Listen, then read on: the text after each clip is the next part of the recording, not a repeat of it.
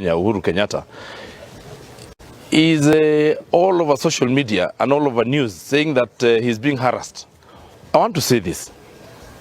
First of all, it is so wrong. This government has been trying very hard to fight against alcoholism. The president or the former president cannot come and address the nation while in such drunken stupor. It is such a bad show to the young people, to the country, that we're trying to fight alcoholism, and such a person of high stature, an ex-president, can come and address the nation in such drunkenness.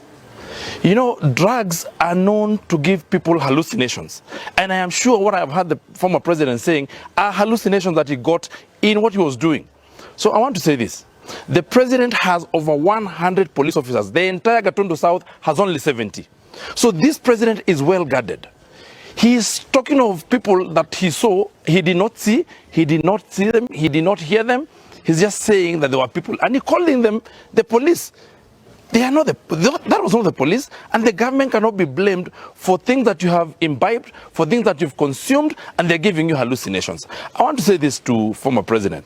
We have known all this time that you have been harassing people. You have been financing maandamano. You have been financing destruction of property in this country.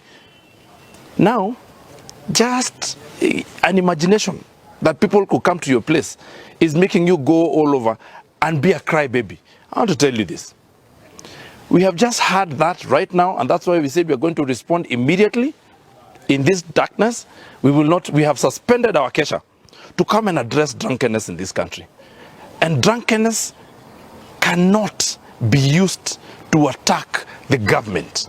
So please, Mr. Deputy President of the Republic of Kenya, Honorable Rigathi Gachagua, you have gone to Nyeri and other places targeting the vijana wale wa kule chini. I think you have a better client. You have a client that you need to rehabilitate so that this country can go in the right way, because people are likely to be swallowed into the nonsense